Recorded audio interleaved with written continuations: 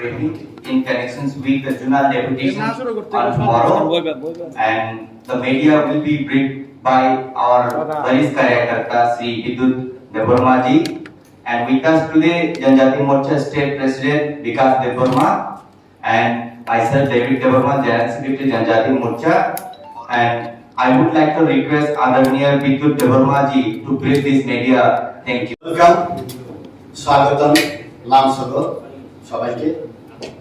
আজকে আমাদের ভারতীয় জনতা জনজাতি মোর্চা ত্রিপুরা প্রদেশের ডাকে আপনারা সারা দিয়ে সব মিডিয়ারা আসবেন, আপনাদেরকে স্বাগত। আমাদের আজকে মেইন প্রেস মিটের আপনাদের ডাকার একটাই কারণ, আগামীকাল 4 তারিখ নভেম্বর এডিসির 8টা জোনালে আমাদের একই সাথে 11টা থেকে 2টা এই সময়ের মধ্যে আমাদের ডেপুটেশন হবে। গত 19 তারিখ অক্টোবরে 44টা সাব জোনালে যে আমরা ডেপুটেশন দিলাম, ওইটার নিরিখে আবার 4 তারিখ আগামীকাল আমরা ডেপুটেশন দেব। যে আমরা চার্জশিট দিয়েছিলাম, যে কারণগুলো আমরা দিয়েছিলাম, এখন আমরা এডিসি প্রশাসন থেকে সদুত্তর পাইনি। এই জন্য আবার আমরা আগামীকাল 8টা জোনালে আমরা ডেপুটেশন দেব। এটাই আজকে মেইন আপনাদের সঙ্গে মিলিত হওয়ার কারণ।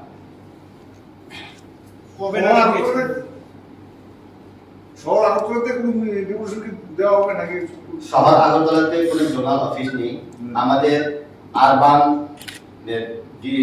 ডিস্ট্রিক্ট আছে, এখান থেকেও জনজাতিরা আমাদের ওয়েস্ট জোনাল খমরুমে যাবে। স্যার কি দাবি কি আপনাদের? দাবি একটাই, এডিসিতে যেটা ডেভেলপমেন্ট হচ্ছে না, করাপশন হচ্ছে, এটা কোয়েরি করার জন্য যে পয়েন্টগুলো আমরা দিয়েছিলাম গত 19 তারিখে 8টা পয়েন্ট, যেমন এডিসি ভবন নির্মাণ, ওইটাও ঠিক হয়নি। কারণ উত্তর গেটে ওল্ড কাউন্সিল ভবনে এডিসি ভবন 5 তলা করে নির্মাণ করার কথা ছিল, ফাইলিং করে।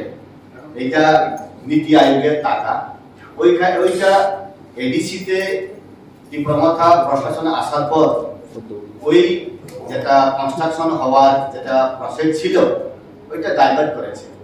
ডাইভার্ট যদি করতে হয়, নীতি আয়োগের টাকা যদি ডাইভার্ট করতে হয়, চিফ সেক্রেটারির সঙ্গে পরামর্শ করে ডাইভার্ট করতে হয়। কিন্তু এই টাকা কোন জায়গাতে খরচ করা হবে এখনো কোনো ব্ল্যাক এন্ড হোয়াইট রিপোর্ট পাইনি।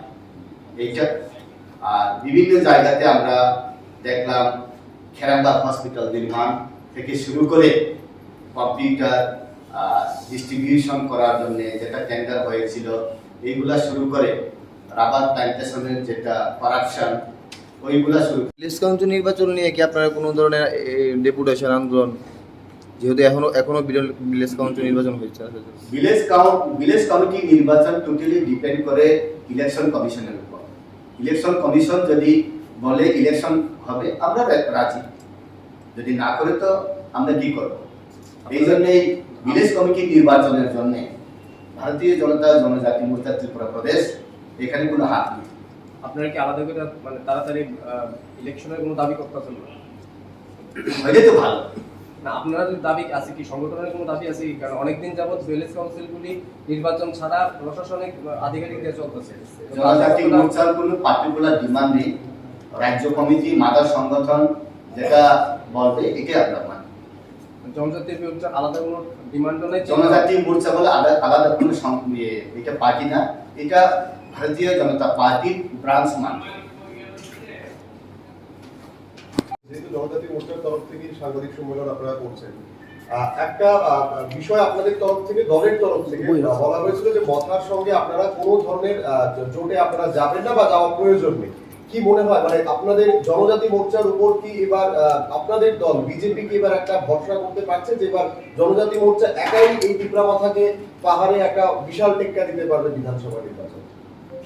ভারতীয় জনতা জনজাতি মোর্চা সমস্ত ত্রিপুরাকে সবকিছু রাজনীতিগতভাবে, সাংগঠনিকগতভাবে সবকিছু ট্যাকেল দেওয়ার ক্ষমতা ভারতীয় জনজাতি মোর্চা ত্রিপুরা প্রদেশের আছে। কিন্তু যদিও কার সঙ্গে সমঝোতা হবে না হবে এটা দিল্লি আমাদের কেন্দ্রীয় যেটা সংগঠন প্রদেশ তাদের উপরে নির্ভর। আমাদের জনজাতি মোর্চা এই ব্যাপারে আমাদের কিছু বলার কোনো স্পেস নেই। যেহেতু আমরা দেখেছিলাম যে একেবারে যেটা সদ্য সমাপ্ত আমাদের এডিসি নির্বাচনে জনজাতি মোর্চা একটা ভালো ফলাফল করেছে, যে যতগুলো সিট আপনাদের কাছে দেওয়া হয়েছিল আপনারা সেখান থেকে ভালো সংখ্যায় জিতিয়ে আনতে পেরেছেন, কিন্তু আইপিএফটি সেটা পারেনি। এবার যদি মতার সঙ্গে বিধানসভা নির্বাচনে দেখা গেল যে 50-50 আপনাদের সঙ্গে জোট হলো, যদিও একটা মানে এখনো সম্ভাব্য নয়, কিন্তু যদি সেটা হয় কোথাও কি আবার সেটা আপনাদেরকে অবিশ্বাসের একটা জায়গায় থাকবে যে আপনারা সুযোগ পেলেন না, জনজাতি মোর্চা সুযোগ পেল না কাজ করতে।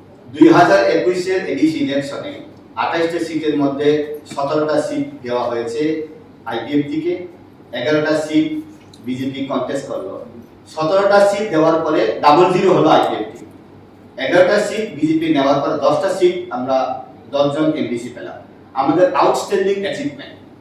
এখন আগামী বিধানসভা ইলেকশনে 2023-এ সিট সমঝোতা হবে না হবে না এটা সময় কথা বলবে, কিন্তু মাননীয় আমাদের ত্রিপুরা প্রদেশে থেকে প্রেস মিট করা হয়েছে কিছুদিন আগে আপনাদেরকে নিয়েই, ডক্টর অশোক সিনহা কেউ সঙ্গে কোনো সমঝোতা হবে না। আপনারা বুঝলেন, যেহেতু এটা ত্রিপুরা প্রদেশ থেকে বলা হয়েছে প্রেস মিট করে, ডেফিনেটলি কেন্দ্র থেকে ইশারা পেয়ে কেন্দ্রের আশীর্বাদেই এটা বলা হয়েছে। Any other questions, please?